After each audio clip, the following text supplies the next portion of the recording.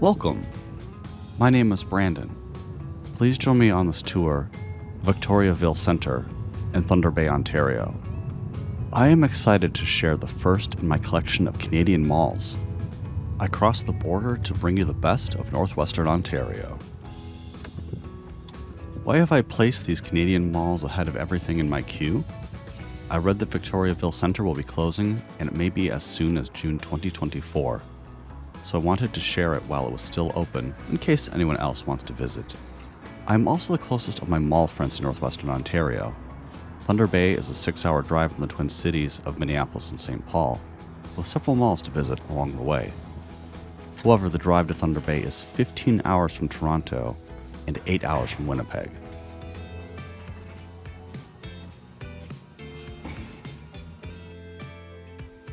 Since I took vacation and spent money on gas and lodging, I thought I might as well film the other enclosed Thunder Bay malls. Before I begin Victoria Centre's history, I wanted to give a shout out to my Canadian mall guru, Demolished.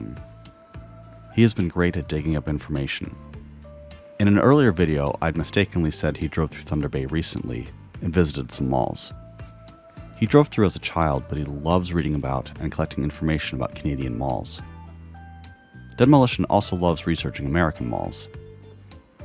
He has found some tiny malls in North Dakota that many mall fans didn't know about. Demolished has a YouTube channel about malls around Toronto that I recommend. I've placed a link to his channel in this video's description. On the right was once a Cinemaplex 8 movie theater. The complex opened on March 25, 1980 with, quote, 8 great new cinemas under one roof. Playing at the cinemas were Superman the Movie, 9 to 5, Rock and Roll High School, Flash Gordon, Any Which Way You Can, The Black Stallion, and The Changeling. In addition to these 7 films that many Americans my age have heard of, the 8th movie was a Quebecois film called Les Bons Débarras, Good Riddance. I had not heard of the film, but it won 8 Genie Awards and has good reviews. A single mother named Michelle lives with her mentally challenged, alcoholic brother and her mentally unstable and manipulative 13-year-old daughter in rural Quebec. Here I am supposed to say something like, no thank you, but I took a break while writing the script to watch it. I like low-budget movies filmed in real locations. I was glad to have watched it, but it was really bleak. Interesting, you could see 2 Genie Award-winning movies during Cineplex 8's opening weekend. The Changeling won the Genie for Best Picture in 1980, and Good Riddance won Best Picture in 1981. The cinemas were converted to other tenants, including call centers. I did catch another masterpiece by a Quebecois director while in town, Dune Part 2. I saw the movie in the Cineplex Silver City Centre up the road.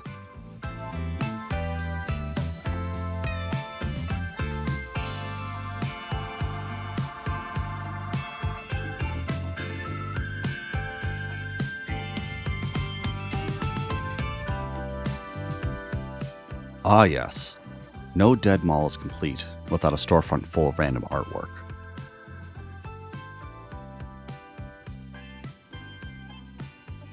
Alright, let's jump into Victoriaville's history. Plans to construct the mall began in the late 1970s. The mall was built in the central business district of the former city of Fort William, Ontario. Fort William amalgamated, along with Port Arthur, and the townships of Nebing and McIntyre to create a new city in 1970. After a vote the prior year, the city was named Thunder Bay. The name Lakehead was a close second, and the Lakehead was a distant third. With the amalgamation, Thunder Bay arguably had 3 downtowns: Fort William, Port Arthur, and a new commercial area in the inner city. To quote Thunder Bay blogger Livio Di Matteo, 3 downtowns for a city of 125,000 people is a lot of downtowns.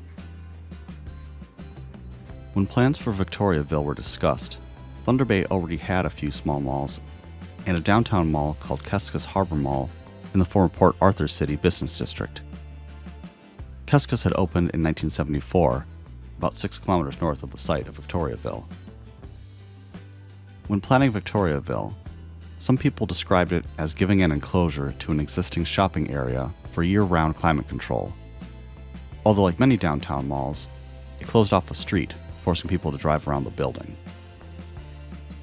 Victoriaville Centre opened on the 24th of May, 1980, with a parade through Fort William's business district. Mayor Dusty Miller and a member of the Redevelopment Authority, Rita Ubriaco, who was dressed as Queen Victoria, welcomed people to the new mall.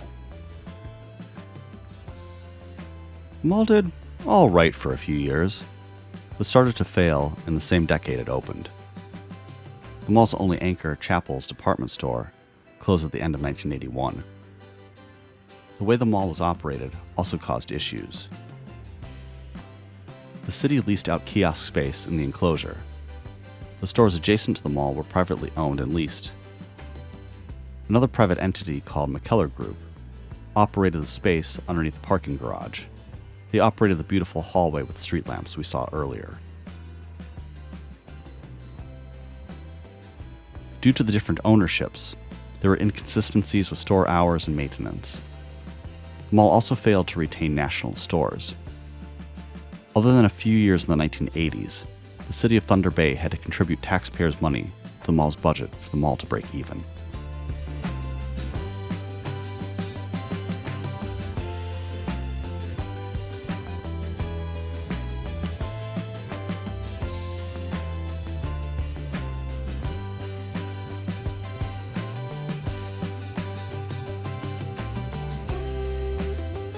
I did not film myself walking up these stairs, as security was sitting right by them.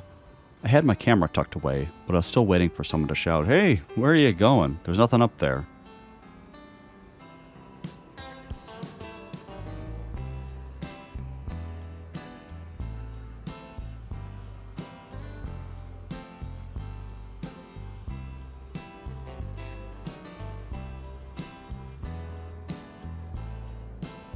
The large space ahead was once a martial arts facility.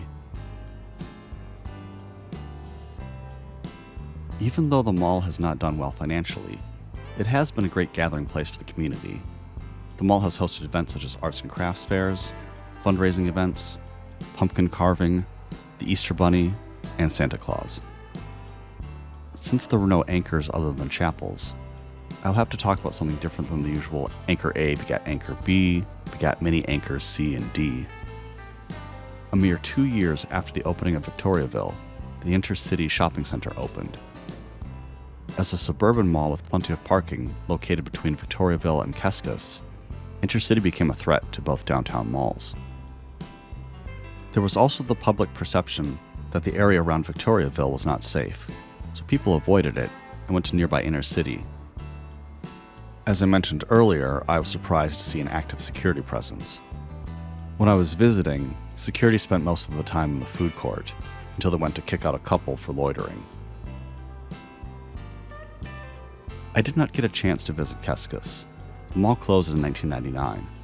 A casino now sits on the mall's former site.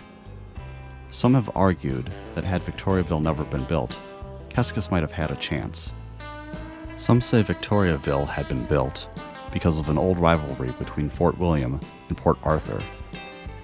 Even though Thunder Bay was officially one city, there were city planners who still saw it as two. A third area, Intercity, ended up becoming the commercial center of Thunder Bay. Again, I am quoting from articles and documents I have read. I do not have friends or family in Thunder Bay.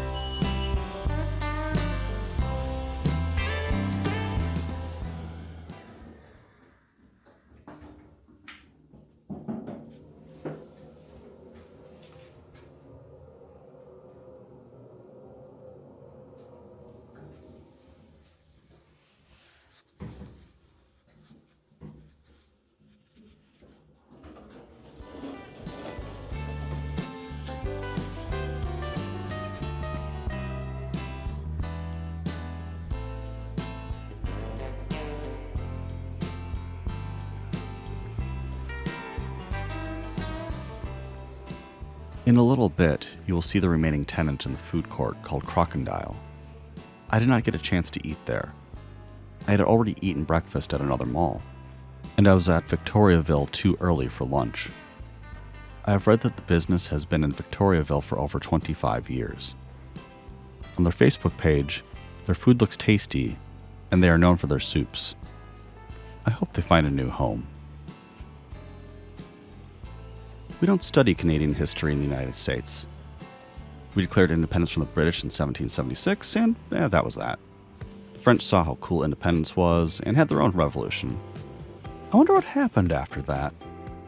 I'm guessing they must have had a president as soon as we did. Maybe we'll talk about this in class tomorrow. Instead, we jumped ahead to the American Civil War. Oh, yeah, I remember there was this War of 1812 thing, something about the White House burning down, but we were told that was the British. I did not know Canada confederated in 1867 until I read Wikipedia articles about it after college.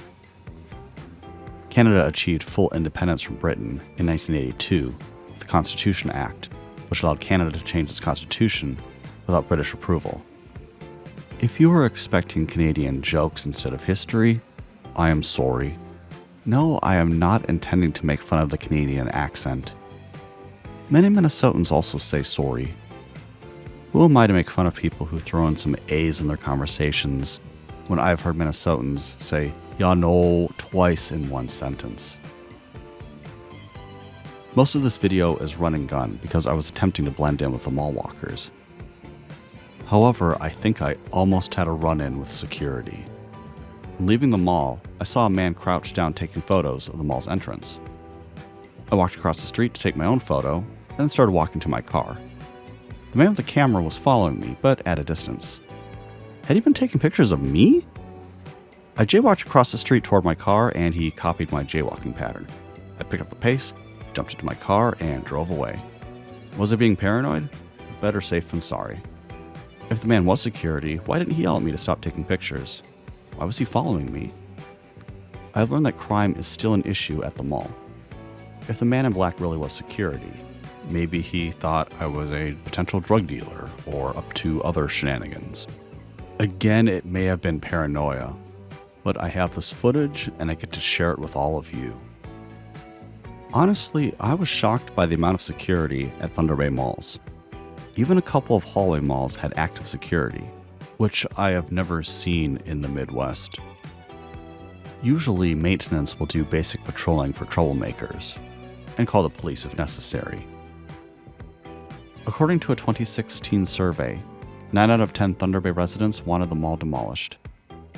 I have found news articles stating its demolition was to have occurred as far back as 2022 or by the fall of 2024.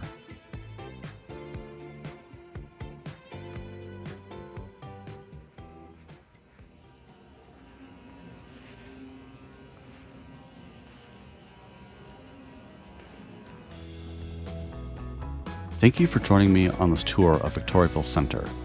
Next up, I have a video on the mall once described as Lakehead's first fully air-conditioned enclosed mall. It is County Fair Plaza. I hope you come back to learn more Canadian mall history, and I hope you have a great day. Take care.